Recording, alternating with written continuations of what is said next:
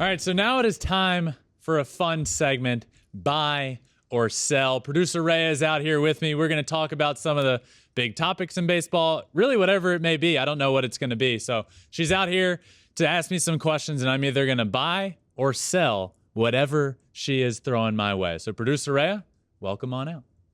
All right, let's do it, Ben. So first, buy or sell today. Buy or sell, the Red Sox should be sellers at the trade deadline. Ooh, that's a good one. I'm buying that. What we saw over the weekend with the Red Sox was, there's not a lot of words for this. Atrocious comes to mind. It was awful. They looked so bad, and they're now sitting right around the 500 mark, right around in the standings with the Baltimore Orioles.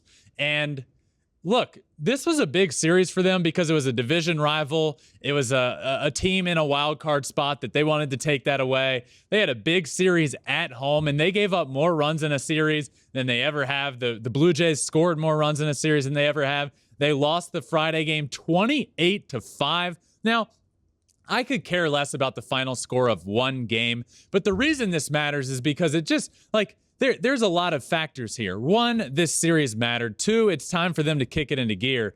And none of that happened. It was embarrassing. They don't have the pitching they need. Their offense at the back end of the lineup is just not near as good as it needs to be. The defense is atrocious. They had some plays that were just downright embarrassing. The Red Sox are in a really, really bad place. And what they should do, and I don't know if they're going to do it, what they should do at the trade deadline is sell and build for the future. Because this team, this product they're putting out there on the field right now, this isn't it. This isn't it. This isn't a winning ball club. The pitching's not what it needs to be.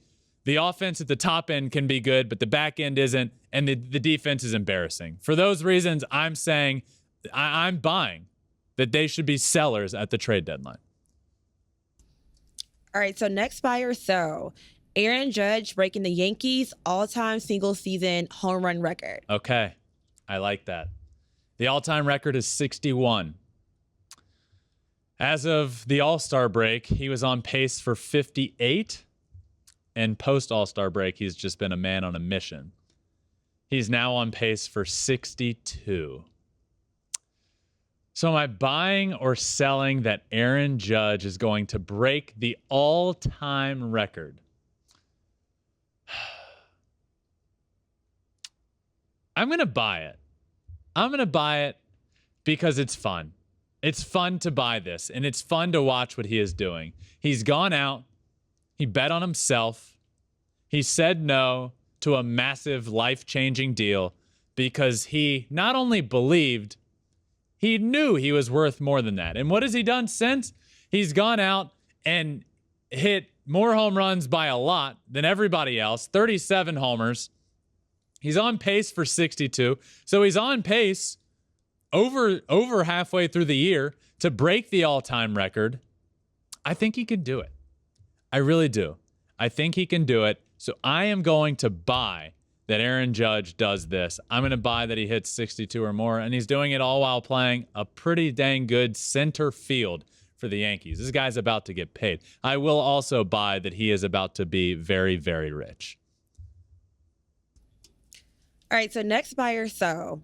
Julio Rodriguez currently has 16 home runs and 21 stolen bases. So buy or sell, he'll have a 30-30 season. Oh, man. Buy or sell, Julio goes 30-30. I'm going to buy that as well. I'm going to buy it because he got off to the year with a really slow start. We talked about it a lot on the show with all the rookies. Torkelson, Julio, Bobby Witt, all of these guys that are super prospects got off to a slow start. But once the power came for him, it really turned on. And he's in a good spot there to get 30-30. So is he on pace to do it stolen base-wise? No. Or stolen base-wise, yes, he's on pace for probably upper 30s. Home run-wise, he's probably a tick behind. But with that really slow start, I think he's going to do it. We saw him in the All-Star game. He hit by far the most homers of anybody. He hit 81 homers in the home run derby. This guy's got a lot of pop. He's shown it lately. I'm going to buy that he goes 30-30. You're cashing out today. I love it. Lots of buys. Bye. Ooh, love those vocals. Thank you. All right, so next, buy or sell. Josh Hader is the most dominant closer since Mariano Rivera. Sell. Well, one, Mo is the most dominant closer in history, but we're giving him his credit there. So is Josh Hader the most dominant since then? No, Josh Hader's not the most dominant closer in baseball right now. Edwin Diaz this year has been unbelievable. His slider's been maybe the best pitch in baseball. What Edwin Diaz has done over the course of the last couple of months, like, I don't think people are talking about it enough. I talked about him here a couple weeks ago and said that he's the most dominant closer in baseball. I stand by that. Right now, Edwin Diaz is the most dominant closer in baseball. And yes, Josh Hader went on a historic stretch. This is no discredit to him. He's fantastic. We've seen him be a little not perfect, I guess, lately. He's given up a couple runs. So I'm not only going to sell this, I'm going to sell that he's the most dominant closer in baseball right now, because that goes to Edwin Diaz. All right, so next buy or sell. The Giants will make a second half push to the playoffs. I'm going to sell. The Giants have issues. The Giants have some serious issues. I'm selling this. I think last year, what we saw from them winning the NL West was just the perfect storm. You have all these guys that were performing to the absolute best of their capability, and it was truly incredible to watch. It was a special year to watch. But are they going to make a push and get into the playoffs this year? I'm selling that. I don't think we can see again these guys. And one, Buster Posey was a part of it last year. We don't have that Buster Posey back. We don't have him. It's different this year for the Giants. Is Brandon Crawford going to have a career year getting up there in age? I don't think so. Is Evan Longoria going to have a career year? No. Do you have Chris Bryant? No. Do you have Kevin Gausman having a career year? No. Now, Carlos Rodon's been good, but I just don't think that they have what they have going last year, where it was just the perfect storm, great chemistry, a great team with every single guy on that roster performing to the best of their ability. I don't think we're going to get that this year. I don't think they go on a run. If I had to pick right now, they don't make the playoffs. I am selling. All right, so last buy or sell. I know you discussed this on the show yesterday. Juan Soto will get traded. Juan Soto will be traded. So I flip-flop here. I've been going back and forth I even tweeted like 2 days ago that I don't think he's going to get traded, but if that changes, I'll let you know. I'm still going to sell. I don't think he's a National forever. I don't.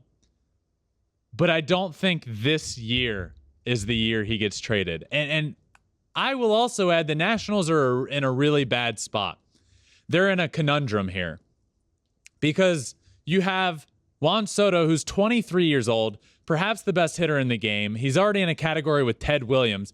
So what do you do with him? You offer him, and look, $440 million over 15 years is an incredible high number. But for a guy like Juan Soto, that AAV of $29.5 million per year, it's a slap in the face. There's 20 guys making more than that per year. The Nationals knew that wasn't going to be accepted. They know that if that's their best offer, which I don't think it is, but if that's what they're going to offer him, then they realize they don't have the money to sign him. So now what do? You certainly don't put him on a plane. You certainly don't make him fly commercial to the All-Star game. You should probably buy him a private jet like most teams do for their guys. But no, they didn't do that. Another slap in the face. So they're in a tough situation because it doesn't appear like they have or are willing to give him. Maybe they can't. I think they can, but it doesn't appear like they're going to give him what he deserves. So then you look to a trade. But he's only under contract for 2 more years after this before a team's going to have to pay him close to $500 million. So what do you do there? Teams know that. They're not going to give up their top 5, 6 prospects for Juan Soto. They're not going to break the farm for him right now, in my opinion. I mean, I wouldn't blame them. It's Juan Soto. But after 2 years, not only are you going to deplete your farm system, there's also no guarantee you sign him in 2 years. So I think the Nationals should, but I don't think they can get what they want. And for that reason, I'm going to sell that Juan Soto gets traded by this year's deadline. I don't think it happens. Thanks for watching. If you love Flippin Bats, swinging 3-0, or just talking ball, join us. Call us at 213-537-9339 with your questions. We have a weekly guest, and we have a lot of fun, so hit that subscribe button.